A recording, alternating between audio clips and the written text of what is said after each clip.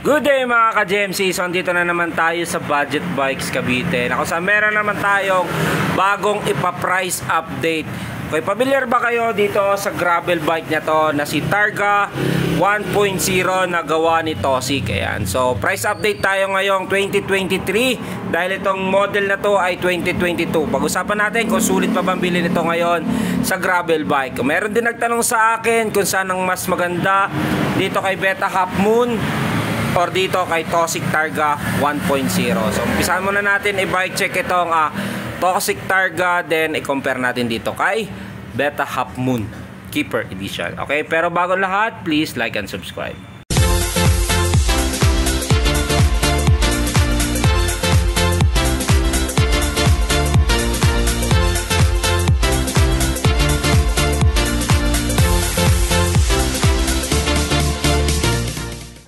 Good day mga ka-GMC. So kung naghahanap pa rin kayo ng gravel bike o kung may idea na kayo dito kay Tossic Targa 1.0, so i-bike check natin, price update na rin ngayong 2023. Itong model na to ay lumabas ito last year 2022, pero sulit pa kayang bilhin ito sa ngayon, no?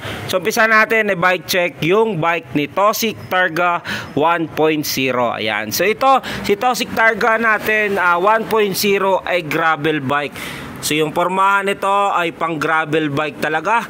Then yung size ng kanyang frame ay size 48. Ayan. Seat tube niya 48, top tube niya ay 56. Okay. Color combination niya two-tone color, black with dark blue. Ayan. So parang navy blue din siya kung titignan. Dito sa kanyang top tube meron pa yung mga plastic, no. So yung kasi hindi na namin tinatanggal yan. Pero ito compact road design. Then dito nakalagay sa kanyang gilid ng kanyang top tube, dito nakalagay yung Targa 1.0 na model niya. Then dito naman sa taas meron nakalagay na warning sign. Okay, sa frame nito ayan, malapad dito sa taas, pero dito slim siya. Ayan, manipis siya dito, no? Pagdating naman sa kanyang down tube, sa down tube niya, so yan, kung mapapansin nyo, so maganda naman ang gawa niya. So meron na rin siyang lagayan ng battle cage dito sa kanyang down tube. Then sa kanyang set tube, dito nakalagay yung size 48 na sukat ng kanyang set tube. Then yan po, may mga ano yan ng Tossic. Okay, so dito naman sa kanyang seat stay, dito nakalagay yung compact road design. Sa kanya namang chain stay, dito nakalagay, ay wala mo pa nakalagay, design lang niya yung ganitong galase ng pagkano niya. Okay, so dito naman tayo sa kanyang seat post. Ito ay quick release.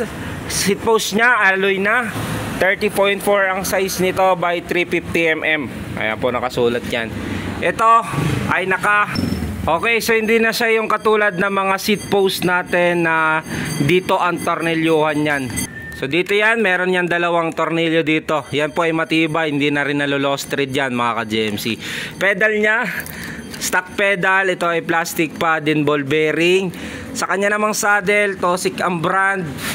Then dito, medyo may pagkaangat siya, no? Ayan, yung saddle niya, dito may palubog dito.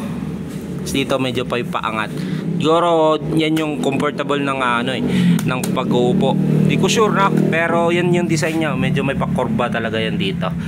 Okay, so dito naman tayo sa kanyang head tube. Ito yung nagustuhan ko dito, yung kanyang head tube ay naka-tapered na. Ayan. Ito Tossic ang brand. Yung kanyang headset ay Genea. I think ito ball bearing pa to. Yung Genea na to, yung sa kanyang headset. Stem naman na ginamit sa kanya. Yan, stem lang din nakalagay. Ito ay 90mm. Drop bar niya ay naka-tubular o round. Ito ay 430mm. Yung kanyang STI brake shifter na ginamit sa kanya ay Sensa Ignite. Ayan, Ignite is 9-speed. Fork na ginamit sa kanya ay alloy. Tossic niya rin yung brand niya. Ito ay pagka-rigid fork. Ayan, pwede siya parang 29 lang forma nito ng fork na to. Okay, so sa kanya namang unahang gulong, ito ay throw axle, alloy na rin yung kanyang hub.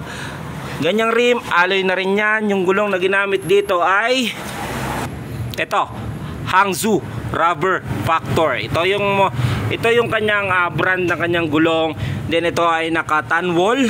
700 by 38C. Ayan, gravel bike po ito mga ka-JMC. Kung kayo gusto nyo siyang palakihin pa o gawing 29er yung kanyang gulong, I think pwede siya. So mga 29er by 1.95, kasya pa dito mga JMC. Kung gusto nyo siyang gawing hybrid na katulad ng mountain bike na nirigid nyo pero naka drop bar na, nasa sa inyo kung gusto nyo siyang gawing ganon. Ito, tignan natin yung FD and RD nito. Sa FD nya, naka clamp type FD Ignite. So ito ay naka 2x 9 speed. Yung kanyang RD naman ay Sensa Ignite din, 9 speed. Sa crank nya ay alloy na, Tosic ang brand. Then ang bottom bracket nya ay seal bearing na rin. Ayan, so yung tit nito ay naka 36 at saka 52. Ito yung pinakamalaki nya. Ignite na rin po ito yung kanyang FD. Then RD nya syempre Sensa Ignite na rin yan. Ito ay 9 speed cassette type, alloy yung kanyang hub. Bilangin na rin natin kung ilang tit ito, no? Kasi alam ko 9 speed to, para sure natin. So bilangin natin 1, 2, 3, 4, 5, 6, 7, 8, 9. So ito ay 11 to 36 tit, cassette type na. Then ito ay alloy na. Rim na ginamit sa kanya, Tosic. Ang gulong niya ay 700 by 38C. Then ito ay naka disc brake na rin, 160mm. Ito quick release yung likuran, cable acquainted yung kanyang brake, no. So ito ay mechanical. So halos karamihan naman ng ganyan ay mechanical. So single piston, Yinging ang brand ng kanyang caliper disc brake nya. Okay, so magkano nga ba yung gravel bike na to? Nagawa ni Tosic Targa mga ka-JMC. Yan. So ito, ang presyo nito ngayon ay 12,500. Ngayon ay ito ang sa Shopee, sa TikTok 12,500 yan, with 6 freebies, glove, tube, masking guard, arm sleeve, tail light. Kung kayo naman ay malapit dito sa atin, so pwede nyo siyang pick up dito sa shop. Maabil nyo siya ng 11,499, o di ba? 1,000 difference, no? Pag ginash pick up new previous nyo dito. So discounted nyo. So swerte yung mga mag-walk in dito sa atin sa Budget Bikes Cavite. Ayan, para ma-avail yung discount price. So 1,000 pesos din yung discount nito sa gravel bike na to. Kung ako tatanungin nyo kung sulit pa bang bilhin nito ngayon, yes, sulit na sulit pa yan. Pero mo, ano, halos lahat na rin po ng parts nyan ay alloy.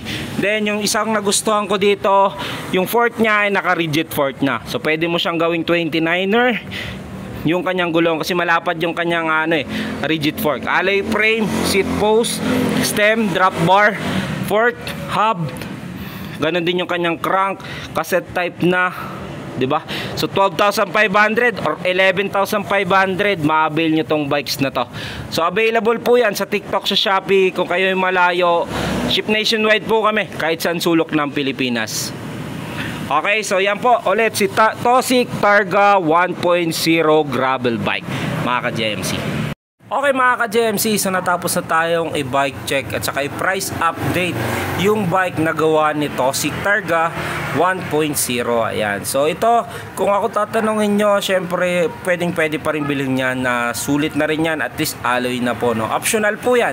Pwede nyo siyang gawing gravel. Ayan po, gravel na siya.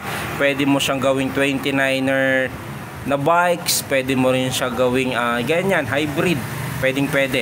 Ayan, so comment down below kung nagustuhan nyo pa rin itong Tosic Targa 2022 model ngayong 2023.